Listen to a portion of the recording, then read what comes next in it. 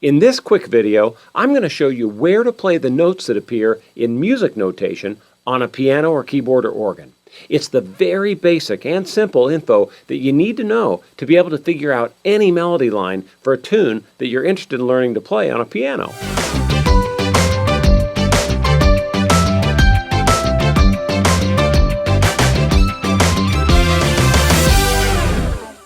Hi, I'm Scott Houston. If you've never learned to read music, you probably look at a piece of sheet music and, your eyes just kind of glaze over looking at all the lines and the dots and all the other gibberish, right?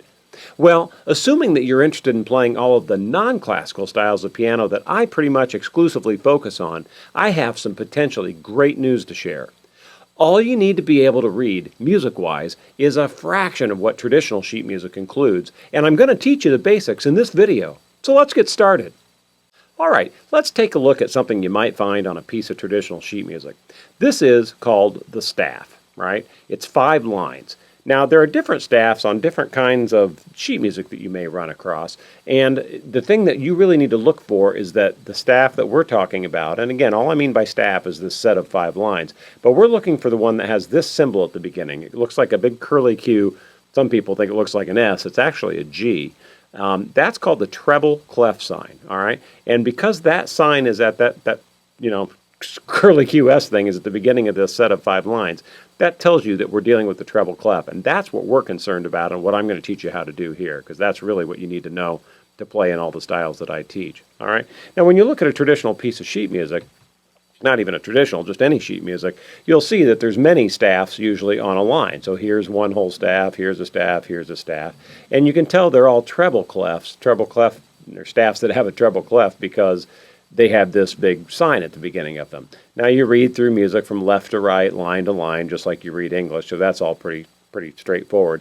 And we're going to ignore everything else, these chord symbols and the time signature. We're not dealing with any of that now. All we're dealing with is what in the heck are all of these black dots doing? And notice the fact that they're all on a different line, or in some cases a space, like this one. This one's in a space, that one's on a line, and you could ignore whether it's hollow or filled in or has a dot after it. All that is some different things having to do with timing. But what we're really worried about is just saying, well gosh, when I see this thing, how does that tell me what note to play on a piano? Well, that's where we're heading, so let's do it. Now here's the key. You're just going to have to realize that a dot could be on any one of these lines or can be in any one of these spaces. And depending on which line or space it is in, that will determine what note you need to play on your piano. So let's start with the very bottom line. Okay, the very bottom line is an E note. So you can see that what we mean by that is that you're going to have to play the E that's 2 notes up from middle C. So if you look on my keyboard here, here's middle C on my piano. I'm going to go up to this one. That E right there, that is what I need to play if I ever see a dot on the bottom line. Now, let's take a look at something. The next higher note you could place on this staff, and by higher I mean vertically here, the next higher note I could place would be on this space right above this E, right? It'd be in that space right there. Similarly, the next higher note I could play on a piano, and higher now I mean moving to the right, up higher notes on your piano. The next note up from an E is an F.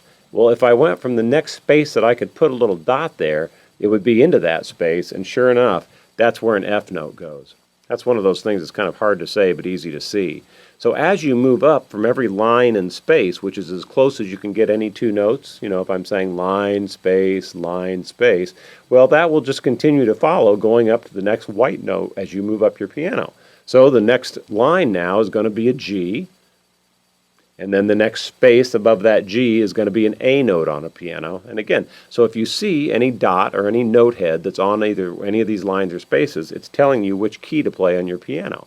And on. It just continues on up like that until you get to the top line, and that top line then is an F. So when we start all the way from the bottom line, which starts on the E above middle C, and move our way one note at a time all the way up the staff, you'll eventually get to an F on the top line. Okay? Now, the trick becomes, how do I memorize that, right? Well, there's a couple kind of standard, and they're kind of goofy, but that's just the way we've done this for years and years, just some memory aids. If you take all of the lines, right, just from the bottom to the top, the first line's an E, the second line's a G, the third line's a B, the fourth line's a D, and then that top line is an F, all right? If you want to try to memorize that E, G, B, D, F, and I don't know why you'd even need to use this, because you can just memorize it. There's only, I guess 9 things you need to memorize. The memory aid that you can use is this funny old phrase called "every good boy does fine." Okay. Now, similarly, if you want to try to memorize the spaces, a quick little memory aid there, because the spaces from the bottom to the top are F, A, C, and E. So, of course, that spells out the word face. All right. So you're just going to need to memorize that and get comfortable, looking at a dot on wherever it stands on the staff, and then understanding, gee, that means I have to play this note on the piano. So to take a look at that back into a piece of music, now we see that in Silent Night, the very first note here, well, it's on the second line, so that means it's the G, right? It's the G line, every good, right? E, G, B, D, F are the lines, so the second one is G.